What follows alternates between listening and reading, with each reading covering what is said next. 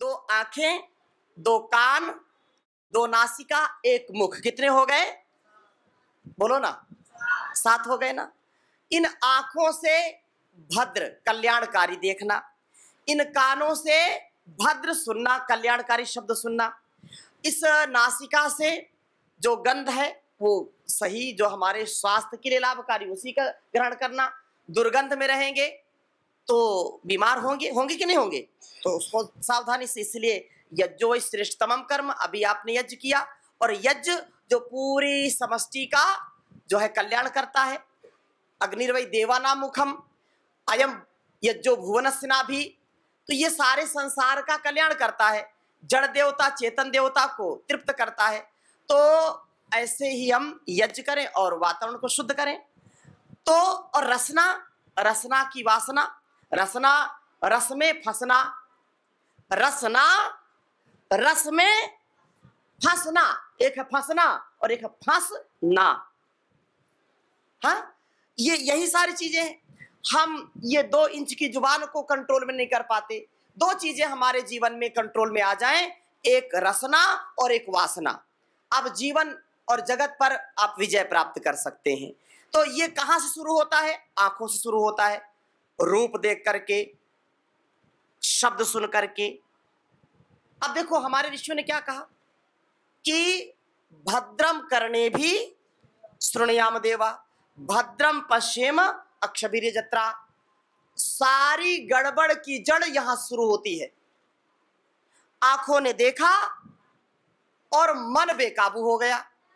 किसी रूप को देख करके लोग उसमें काम देखते हैं, काम ढूंढते हैं, और जब वो दिव्य दृष्टि हो जाती, ज्ञान से युक्त हो जाती दृष्टि, तो किसी स्वरूप को देख करके उसमें काम नहीं, उसमें राम का, उसमें भगवान का दर्शन होता है। ये जो है विवेकपूर्ण दृष्टि है, ये ज्ञानपूर्वक दृष्टि है। हमारे रसना, ये जो आहार की बात है ना, तो आहार, ये गलत आहार लेने से हमारा शरीर और मन बिगड़ जाता है। तो सप्तऋषियों की साधना करना। आहार, आहार का मतलब क्या है? खाना, भोजन, और आहार बहुत विस्तृत इसका अर्थ होता है। इसलिए मैंने पूछा, आहार लिया जाता है, बोलो आहार, भोजन किया जाता है, भोजन, और भोजन किया जाता है, खाना खाया जाता है। शब्द की अलग अलग महिमा है। ऐसा नहीं कह सकते कि भोजन खा रहे हैं, वो मेल नहीं खाता है ना। ऐसा नहीं कह सकते कि जो है आहार को जो है खा रहे हैं, ऐसा नहीं बोले, आहार ले रहे हैं।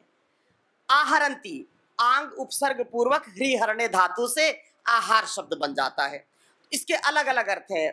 उपसर्ग लगाएंगे, आहार मतलब ग्रहण करना, विहार मतलब भ्रमण करना, प्रहार मतलब प्रहार करना, सम उपसर्ग लगा दिया तो संहार हो गया। ठीक है ना।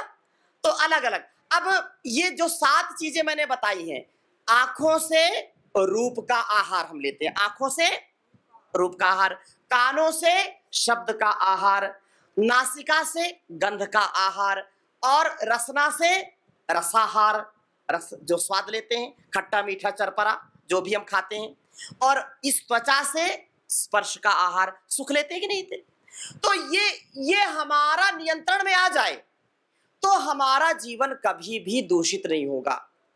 ऋषियों ने लिखा है, आहार शुद्धौ सत्व शुद्धि। सत्व माने बुद्धि, सत्व माने बुद्धि बोले, मन बोले, चित्त बोले, जो भी बोले। आहार की शुद्धि से हमारे बुद्धि की शुद्धि है। कितना बड़ा विज्ञान है। ऋषि रिसर्चर भवति। हमारे ऋषियों ने एक एक शब्द लिखा है, उसका बड़ा ही महत्व है। आहार यदि बिगड़ गया तो समझो बुद्धि बिगड़ गई। यही होता है। अब क्योंकि बच्चे बैठे हैं इसलिए ज्यादा मैं उस ओर नहीं जाता हूं, आप संकेत समझ लेना। किसी का देखने का बड़ा नजरिया खराब होता है, लोग बोला इसकी नजर खराब है, बोलते हैं कि नहीं, बोलते हैं कि नहीं बोलते। फिर उसका अविश्वास उठ जाता, भाई इसकी नजर ठीक नहीं, इससे बचो। क्या कहा? देखो भालो तको मत, खाओ पियो छको मत। खेलो कूदो थको मत, बोलो चालो बको मत। है कि नहीं? ये सारा सार है जीवन का। ये सारी चीजें हमारे जीवन में होनी चाहिए कि हम जीवन को श्रेष्ठतम जिए, न्यूनतम नहीं, अपरिपक्व नहीं, परिपक्व जीवन जिए। और इसलिए इनकी साधना करनी है। आहार, निद्रा, ब्रह्मचर्यम इति, स्वास्थ्य के 3 उपस्तंभ बताए हैं। आहार सबसे पहले है। आहार को स्वाद के लिए नहीं, स्वास्थ्य के लिए खाना है। किसके लिए खाना है? स्वास्थ्य के लिए। आहार को जो हम ग्रहण करते हैं वो स्वाद के लिए नहीं, स्वास्थ्य के लिए है। अच्छा बोलो, अगर ये संतुलित, मर्यादित, व्यवस्थित, अनुशासित कार्य नहीं होगा तो व्यक्ति बीमार हो जाएगा कि नहीं? आंखों से देखना है तो हमारी आंखें लज्जा से, हमारी आंखें मर्यादा से युक्त होनी चाहिए कि नहीं? अब किसी को आप ऐसे देखते रहो तो फिर थोड़ी देर में लड़ाई हो जाएगी कि नहीं हो जाएगी? तो आंखों की मर्यादा है, शब्दों की, सुनने की, जो कानों से सुनने की मर्यादा है। अब बोलो कि हम क्या करें, आंखों के सामने कोई गलत चित्र आ जाए, गलत दृश्य आ जाए तो हमारा क्या उसमें दोष है? हम बैठे हैं, कोई गलत बोल दे तो हमारा क्या दोष है? तो इसलिए योग की बात कही है। योग समत्वम योग उच्यते। क्या बोला? समत्वम योग उच्यते। समता का नाम योग है। योगः कर्मसु कौशलम, ज्ञान विज्ञान से, प्रज्ञान से युक्त होकर के किस शब्द को हमको ग्रहण करना है, किसको ग्रहण नहीं करना, किस रूप को आत्मसात करना है, किसको नहीं करना। यूं तो सारा संसार देखने के लिए है, लेकिन हर चीज हम देखते हैं क्या? बोलो ना। सब चीज ऐसे तो खाने के लिए, आप बाजार में जाइए, बहुत सारी दुकानें खुली हैं, तो सारी चीजें खाने के लिए हमारे हैं क्या? बोलो। वहां अंडे, मांस, मछली की भी दुकान है, वहां मिठाई की भी दुकान है, फल की भी दुकान है। आपको क्या चाहिए वहीं तो जाते हैं आप। बोलो ना। तो हमारी दिव्यता के लिए, हमारी सात्विकता के लिए, हमारे जीवन में ऋषित्व के लिए क्या चाहिए? कौन से शब्द सुनना है और उनको आत्मसात करना है, कौन से शब्द नहीं सुनना, वहां ब्रेक लगा दीजिए। जो खाना है वही खाना, और गलत आहार कभी नहीं लेना। तो ऐसे जीवन को जी करके ही हमारे जीवन में संतुलन आएगा, व्यवस्था आएगी, मर्यादा आएगी और अनुशासन आएगा। इसलिए आप इस कार्य को कर रहे हैं, आप श्रेष्ठतम करें, आपका जीवन सफल हो, सक्सेसफुल हो। क्योंकि योग है तो जीवन है, योग नहीं तो अभी गा रहे थे, जहां भोग वहां रोग है। इसलिए जहां योग है वहां आरोग्य है। यत्र भोगाः तत्र रोगाः, यत्र योगः तत्र संपूर्ण आरोग्यः। तो योग करो। और जो भोग है ना, भोग को भी लोगों ने बड़ा मंडित किया है, महिमा मंडन इसका किया है। लेकिन ये भोग का जो सच्चा अर्थ है, यदि हम उस अर्थ को जान जाएं तो हम जीवन में सफल हो जाएंगे। भोग का मतलब क्या है? भुज पालन अभ्यवार्यो हो, जिससे हमारी पालना होती है, जिससे मर्यादित, व्यवस्थित, अनुशासित बनते हैं। अगर हम उसका भोग नहीं कहा ऋषियों ने, उपभोग कहा। क्या कहा?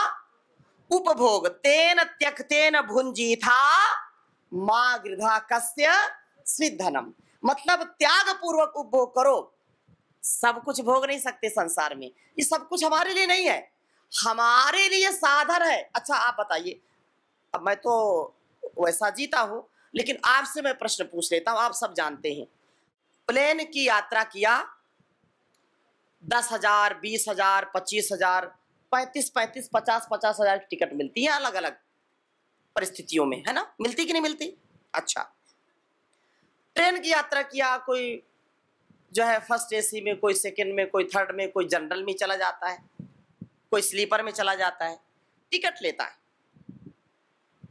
जिसने 50,000 की टिकट ली है वो एयरपोर्ट पर पहुंच गया, जो है हवाई जहाज लैंड कर गया नीचे। कहा दिल्ली आ गई, मुंबई आ गई, जहां भी गया वो 50,000 की टिकट लिया है और आनंद के साथ, क्योंकि प्लेन में खूब सेवा होती है, लीजिए पीजिए, क्या लेंगे जी, क्या पसंद है आपको, कॉफी टी, जो भी, बार बार पूछेंगे, आप बटन दबाएंगे तुरंत, क्या मैं सेवा कर सकती हूँ, क्या सेवा कर सकता हूँ, आप बैठे बैठे सीट पर सारी व्यवस्था है। 50,000 का टिकट लिया है, कोई तमाशा थोड़ी है।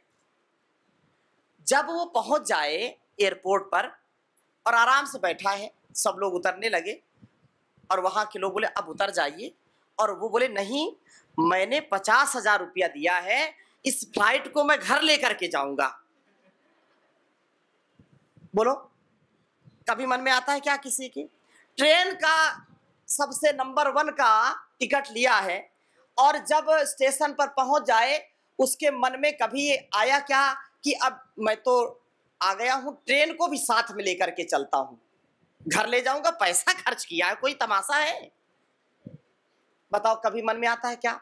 बस की यात्रा की है और अपना बस स्टैंड आ गया, तो कभी मन में आता है क्या बस भी घर ले चलूं? बोलो ना, क्यों नहीं आता?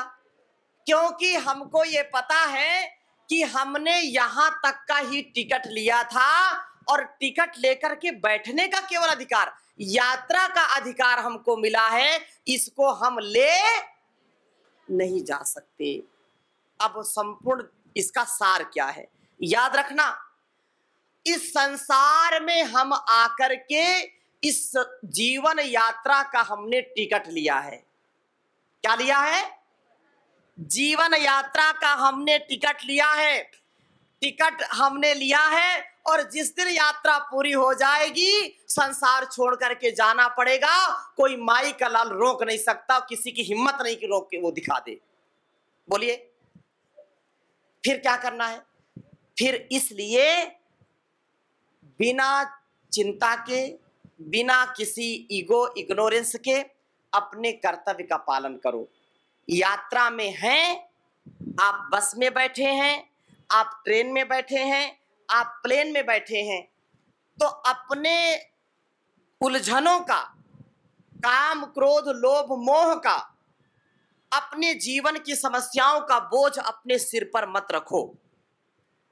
आप यात्रा कर रहे हो, अब देखो कोई भी सामान है, ये हारमोनियम रखी है बगल में, अब यहाँ आचार्य जी बैठे हैं, आचार्य जी को तो नहीं कहूंगा, अभी सुनैना जी धराई थी और बजा रही थी, तो उसको ऐसे रख करके बैठी क्या वहां पर?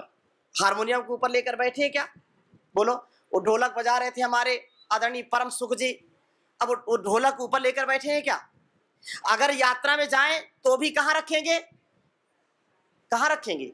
जहां उसका सामान रखने का स्थान, वहीं तो रखेंगे ना। तो इसलिए योग के साथ जीवन को जिए, एक पल का भी मन में दबाव तनाव मत रखें। चाहे सुख हो, चाहे दुख हो, लाभ हो, हानि हो, जय हो, पराजय हो, अपने आप को बैलेंस में रखो। ये द्वंद्व है, तपो द्वंद्व सहनम, द्वंद्व सही ने, ये सुख है, ये दुख है, ये लाभ है, ये हानि है, ये भूख है, ये प्यास है। जैसे बीच में माइक सेंटर में है ना, अपने आप को सेंटर में रखो, अपने आप को समता में रखो, अपने आप को ममता, समता, क्षमता, नम्रता, कृतज्ञता, परस्परता और सहिष्णुता, जो उदारता है, ऐसे गुणों का आधान करके जीवन की समस्याओं का समाधान करो। तो ये जीवन हमारा दिव्य बन जाएगा। ऋषियों के ज्ञान से, विज्ञान से हम सदा आप्लावित रहें, कभी एक पल का भी मन में निराशा का भाव ना रहे। ये सारा संसार उसी के द्वारा रचाया गया है, बसाया गया है, आच्छादित किया है, वस आच्छादन धातु से आच्छादित है। वो परमात्मा आच्छादित किए, प्रभु सब में रमा है और सब प्रभु में रमा है, इसलिए उसका ही गुणगान करना है, उसका ही ध्यान करना है। तो एक गीत मेरे साथ दोहराएंगे। कर्ण कर्ण में जो रमा है, हर दिल में है समाया। कर्ण कर्ण में जो रमा है, हर दिल में है समाया, उसकी उपासना ही उसकी कर्तव्य है बताया।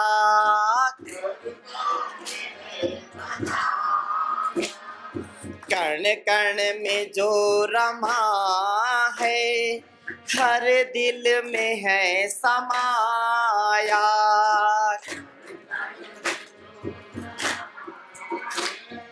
हर दिल में है, दिल सोचता है खुद वो कितना महान होगा। दिल सोचता है खुद वो कितना महान होगा, कितना महान होगा। इतना महान जिसने संसार है बनाया, इतना महान जिसने संसार है बनाया। फिर की बना के कैसे तरकीब से उसकी उपासना ही उसकी कर्तव्य है बताया।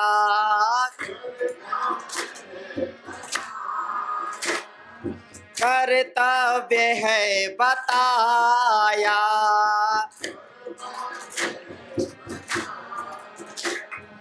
देखो ये तन के पुर्जे करते हैं काम कैसे, देखो ये पुर्जे करते हैं काम कैसे, करते हैं काम कैसे।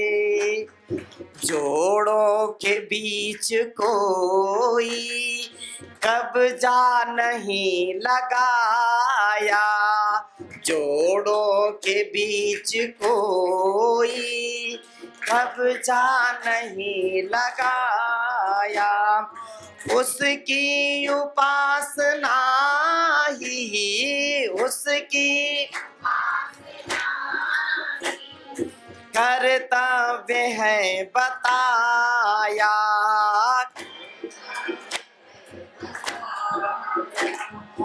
एक पल की रोशनी से सारा जहान चमका, एक पल की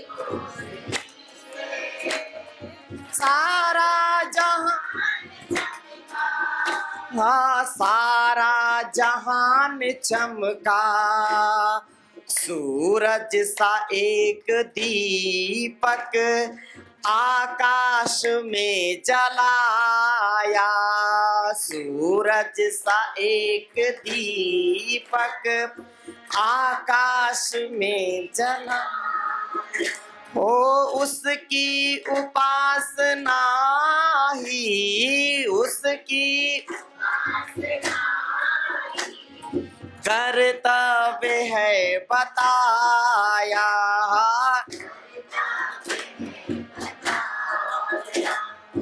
कठपुतलियों का हमने देखा अजब तमाशा,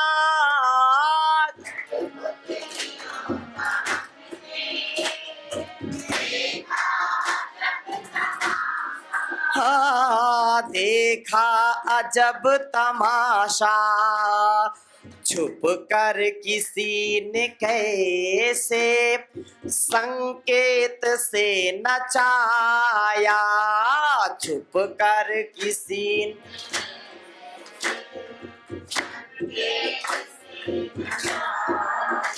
ओ उसकी उपासना ही उसकी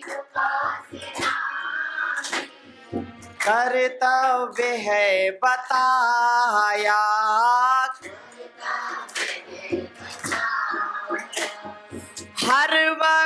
बन के साथी रहता है साथ सबके, हर वक्त रहता है साथ सबके, रहता है साथ सबके।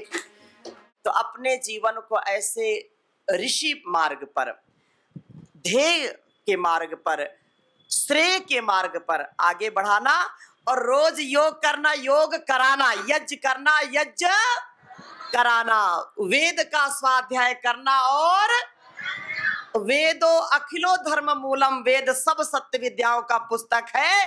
वेद का पढ़ना, पढ़ाना, सुनना और मनसा वाचा कर्मणा व्यवहार में लाना। क्या बोला? मनसा वाचा कर्मणा व्यवहार में लाना। ये हम सब आर्य जनों का, श्रेष्ठ जनों का ये परम कर्तव्य है, ये परम धर्म है, ये राष्ट्र धर्म है, ये युग धर्म है। इसलिए आप सब, हमारे सब योगी आत्मा, दिव्य आत्माएं, सब वीर वीरांगनाएं, सब आर्य परिवारों को मैं बहुत शुभकामनाएं देता हूं कि इस पथ से बढ़कर के कोई अच्छा पथ, योग का पथ है, ये राष्ट्र भक्ति का पथ है, ये वेद का पथ है। अग्ने नया सुपथाराय, ये सबसे बड़ा ये सुपथ है, ये कुपथ कुपंथ नहीं है, ये सुपथ है, कल्याण का मार्ग है, ये राजमार्ग है, अध्यात्म का राजमार्ग है, ये अध्यात्म का हाईवे है। क्या है ये? हाईवे। इतना अच्छा जब हाईवे मिला है वेद का, तो हम पगडंडियों में इधर उधर क्यों, जो है कांटे में खूंटी में क्यों इधर उधर भटकें? ये राजपथ है, ये जीवन का पथ है, ये अभ्युदय निश्रेयस का पथ है, आत्म कल्याण से विश्व कल्याण का पथ है, आत्मनो मोक्षार्थम जगत हिताय का पथ है। तो आप इस पथ पर आगे बढ़ते रहिए। घड़ी भी आगे बढ़ रही है अपने पथ पर, इसलिए मुझको यहीं पर विराम लेना है। ओम इति शम।